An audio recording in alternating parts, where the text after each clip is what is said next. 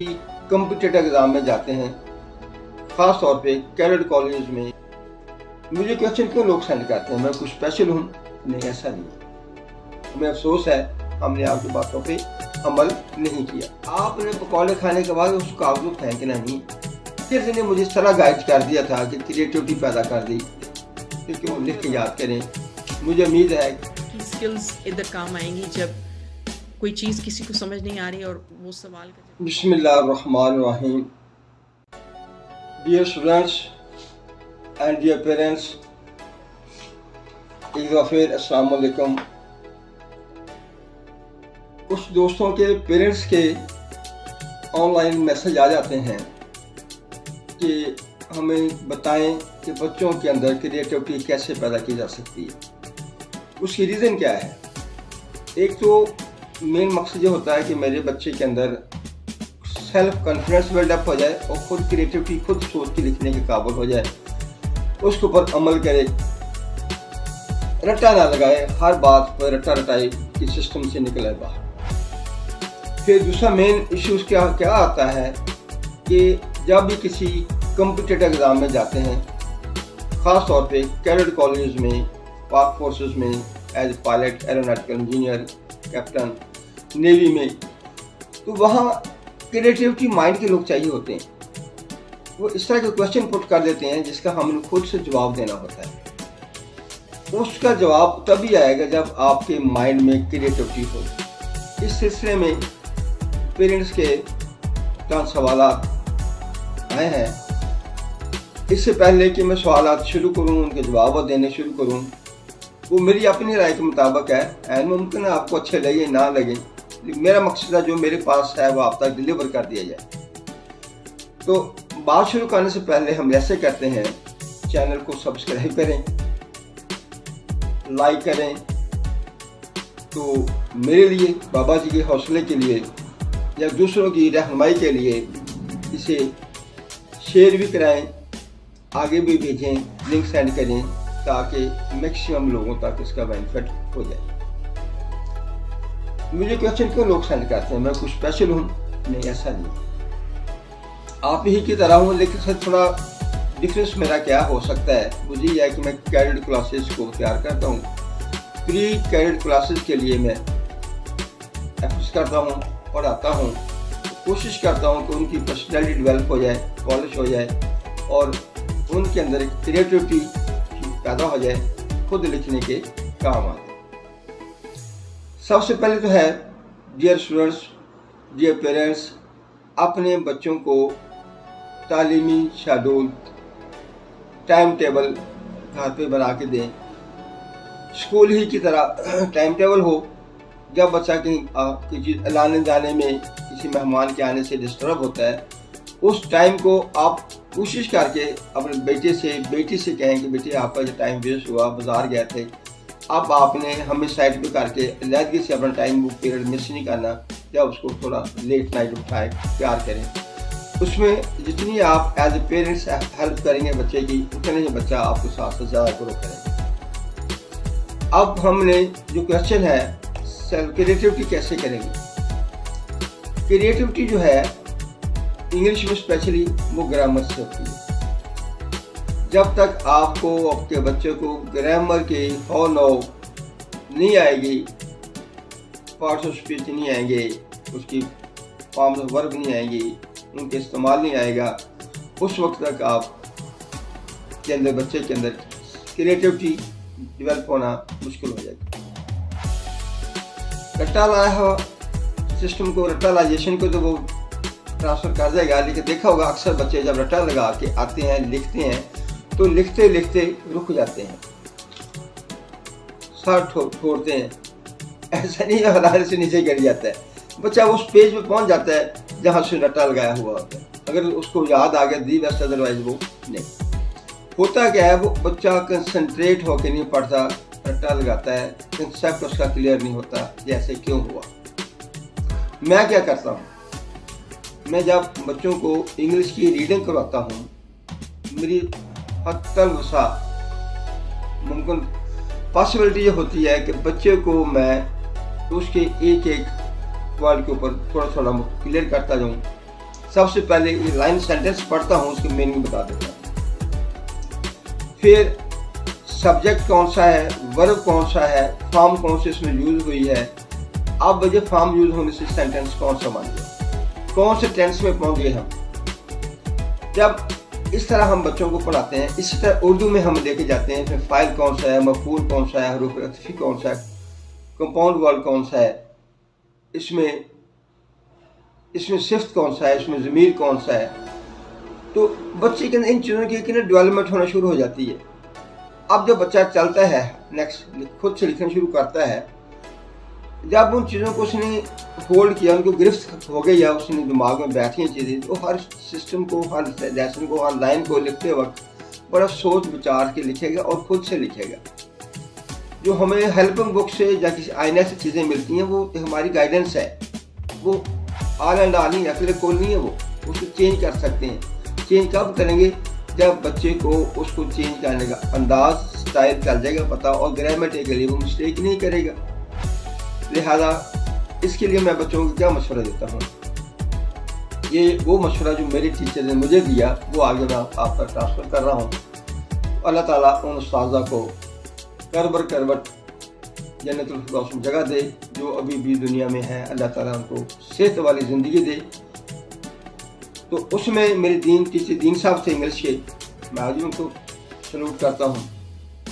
उन्होंने सिंपल सी बात की, क्लास में कम सब ने उसको अमल किया नहीं किया, लेकिन मैंने कोशिश की कि बच्चों, जब भी आप बाज़ार से कोई चीज़ लेते हैं, इंग्लिश की है या उर्दू की है, उसको पढ़ो। आपने चोरमोर खाया, टॉफ़ी खाई, कोई कैंडी लेके खाई, उसके ऊपर काफ़ी इंग्लिश के सेंटेंस लिखे होते हैं, उनको पढ़ा करो, उनकी स्पेलिंग याद कर लिया करो, जो मीनिंग नहीं आते वो लिख लिया करो, लिख के क्लास में ले आया करो। जैसे ही फ्री टाइम मिलता है या आफ्टर पैकअप, छुट्टी के बाद मेरा इंतज़ार करें, मुझे बता दें सर आपसे कुछ चीज़ें मैंने पूछनी है, तो मैं आपको मायूस नहीं करूँगा। मुझे नहीं आती होंगी, मैं किसी तरह सीनियर से या डिक्शनरी से कंसल्ट करके आपको मैं बताता जाऊँ। बिलीव मी, उसका क्या बेनिफिट हुआ, आदत बन गई, स्पेलिंग याद करने, सेंटेंस की तरफ जाना, काइंड ऑफ पर्सन की तरफ चल गए, पार्ट्स ऑफ स्पीच की तरफ चल गए, बेवहा चीज़ें सीखी। सिखाई किन्होंने, जी साहब ने। हमारे साथ ही क्लास में एक ताहर और एक इसमें दो अच्छे दोस्त थे, क्लास वाले थे। वो ऐसे ही जैसे बच्चों की आदत होती है, सुनी ना सुनी गुजर जानी। तो उन्होंने कहा यार मिले, उसके इसमाइल को मिला कहते थे, ताहर को तारा कहते थे, कोई बंदे बन जाओ, कभी याद करोगे, सीख जाओ कुछ चीज़ें। बच्चे होते हैं, कहाँ परवाह करते हैं। मेरी द्वारा जब मैं इन सर्विस था, तो मैं कोशिश करके अपने टीचर दीन साहब के पास गया कि सर कोई नई बात, कोई सिस्टम, वो पुरानी बातों में से कोई बात। कहते हैं हाँ यार चलो ऐसे करते हैं। आपको याद हो तारा और मिला होते थे? जी मैं याद है। कहते हैं यार आपको हैरानी वाली बात बताऊँ, उस वक्त मेरी बातों को गौर ही नहीं करते। अब क्या हुआ, अब MA इंग्लिश करने के बाद दोनों मेरे पास आए, माशाल्लाह बड़े हो गए। तो मैंने पहचान लिया, वो मेरे चाबी मेरे कदमों के नीचे बैठ गए। मैंने बड़ा यार मिले ऊपर आ जाओ, कोई बात नहीं, शागिर्द थे ठीक है, आज भी मेरे शागिर्द हो, लेकिन बड़े हो गए हो। कहते नहीं सर जी, कुछ कोताहियाँ ऐसी होती हैं जिसका कदमों में बैठ के भी शायद की मैदा न पूरा हो सके। हमें अफसोस है हमने आपकी बातों पे अमल नहीं किया। कहते मुझ खुशी से आंखों में आंसू भी आ गए। तो बच्चे मेरी तरफ देखते हैं, तो चलो बताओ सारे मेले किस लिए आए हो, सुनाओ क्या हाल चाल है। ऐसी सी बात करके मैं मकसद कर पाया। वो कहने लगे सर वो जो हमें 6, 7 और 8 में आपने टेंसेस करवाए थे, एक्टिव वॉइस, पैसिव वॉइस करवाए थे, डायरेक्ट एंड डायरेक्ट करवाए थे, उसी अंदाज में आज हमें दोबारा सिखाना शुरू किया। वो हमारी मिस्टेक, हम आपसे इमारत करते हैं। हमने हमें रोका टोका समझाया, लेकिन हमने आपकी बातों पे अमल नहीं किया। आज MA करने के बाद अगेन अल्लाह का शुक्र है कि आपको ना ज़िंदगी दी, सेहतमंद है, आपके पास दोबारा आ गए। ये उसी वक्त की पनिशमेंट है कि जब हमने अपने उस्ताद की बात को नहीं माना। मीन्स कि मैंने यही कोशिश की है कि हर बच्चे को उसी अंदाज में पढ़ाऊँ कि उसके अंदर वो चीज़ बिल्डअप हो जाए, पर्सनैलिटी ग्रूम कर जाए। खुद से लिखने की आदत बन जाए। तो क्रिएटिविटी कैसे आई? जब तक बच्चा अपने पास शीरा नहीं करता चीज़ों का, उर्दू का, इंग्लिश का, किसी भी चीज़ का, ग्रामेटिकली भी, ग्लॉसरी के पॉइंट ऑफ व्यू से भी, वर्ड मीनिंग के पॉइंट ऑफ व्यू से भी, उस वक्त तक बच्चा आपका सेल्फ क्रिएटेड नहीं हो सकता। देखा है आपने, सिनोनिम्स पढ़ते हैं, एंटोनिम्स पढ़ते हैं, एक एक कितने कितने मीनिंग निकल आते हैं। जो उस बच्चे ने पढ़ा है, आईने से, हेल्प बुक से, गाइड से कहीं पढ़ा है, वो उसको भूल गया, लेकिन उसका पंजाबी में, उर्दू में ज़हन में थोड़ा सा खाका मौजूद है। अब उसके पास खाका मौजूद है, लेकिन उसको ट्रांसफ़र करने के लिए उसके पास तरतीब कोई नहीं है। अगर उस बच्चे ने प्रॉपर कंसेप्ट क्लियर करके टेंसेस के रूप से, ग्रामर के हवाले से पूरा प्रॉपर पढ़ा होता है, वो अपने से अपने वर्ड यूज़ करते हुए उस सेंटेंस को कंप्लीट कर जाता है, तो कभी वो टेंशन ज़्यादा ना होता। तो हुआ क्या, उस बच्चे ने टीचर की बात को इग्नोर किया और रिश्ता। तो क्या एट द एंड क्या कहूँगा पेरेंट्स से कि मेरे प्यारे दोस्तों, ये पेरेंट्स जो सीनियर स्टूडेंट्स हैं वही कभी कोई पूछते हैं, सर जी हम भी ऐसी बाउंडियाँ मारा करते थे। उसका आज मेरा यही है कि आपने पढ़ना है, आपके हाथ में जो बुक आ गई है, हत्ता कि मुझे याद आ गया फिर 3 साल की बात, अगर आपने सादा दौर था कि आपने पकौड़े लिए, वो कागज़ में दे देते रेडी वाला, आपने पकौड़े खाने के बाद उस कागज़ को फेंकना नहीं है। फिर क्या करेंगे, उसको फेंकना नहीं है आपने, जब तक उसको पूरा पढ़ नहीं लिया, स्पेलिंग उसके याद ही नहीं कर लिए।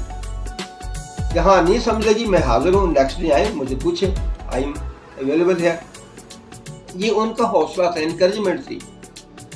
यही मैं आज भी अपने बच्चों की इनकरेजमेंट करता हूँ कि आप वो चीज़ों को अपनाएं।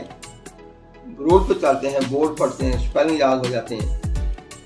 जब तक बच्चा उन चीज़ों को पढ़ेगा नहीं, कंसेप्ट क्लियर नहीं होगा, कोशिश ही नहीं करेगा, उस वक्त उसमें क्रिएटिविटी नहीं आ सकती। दूसरा आ गई, मज़ीद उसको बेहतर कैसे कर सकते हैं, पॉलिश कैसे कर सकते हैं, कि मैक्सिमम कोशिश करें लिख लिख के याद करें, उन सेंटेंसेस को अपने अल्फाज में भी बयान करने की कोशिश करें, स्टैंडर्ड पर आके जितने अच्छे उसके पास अल्फाज का ज़ख़ीरा होगा, वोकैबुलरी होगी, उतने ही अच्छे अंदाज को मज़ीद पॉलिश कर सकता है। तो लिहाजा याद करना, कंसेप्ट क्लियर करके याद करना, और ग्लॉसरी का, वोकैबुलरी का, अल्फाज का ज़ख़ीरा होना बहुत ज़रूरी है। अगर टीचर आपसे कहता है 10 या 10 फॉर्म वर्ब याद करनी है, आपने 20 करनी है, या 10 डिग्री याद करनी है, आपने 20 करनी है, तो उसमें क्या बेनिफिट होगा? एक, आप तो क्लास में आगे निकल जाएंगे, ऑनर फील करेंगे, फिर एक्स्ट्रा आपको आ जाएगा, और इंशाल्लाह आप अपनी क्लास में रहते हुए आपकी सीनियर क्लास से ज़्यादा बेहतर हो जाएंगे। जब क्यों आपने एक्स्ट्रा मेहनत की है, कोशिश की है। जब भी पढ़ें आप उसको बोरियत ना महसूस करें। टीचर्स ने मुझे इस तरह गाइड कर दिया था कि क्रिएटिविटी पैदा कर दी। फिर कंप्यूटर था, इंटरनेट था, बहुत सी चीज़ें जो नहीं समझ लगती थी मैं उनसे भी पूछ लेता। तो लिहाजा मेरी आपसे ये रिक्वेस्ट है, क्रिएटिविटी पैदा करने के लिए पेरेंट्स को, बच्चों को टाइम दें, बच्चों का हक बनता है अपनी बुक्स को टाइम दें, तो लिख के याद करें। मुझे उम्मीद है आज की जो बात है how to build a creativity, तो आप समझ लगी होगी। इसके साथ ही एक दफ़ा मेरे लिए, बाबा जी के हौसले के लिए सब्सक्राइब करें, लाइक करें, और दूसरों तक मैसेज कन्वे करने के लिए शेयर भी कराएं। उम्मीद है कि आपको मेरी आज की वीडियो पसंद आई होगी। इसके साथ ही इजाज़त चाहूँगा।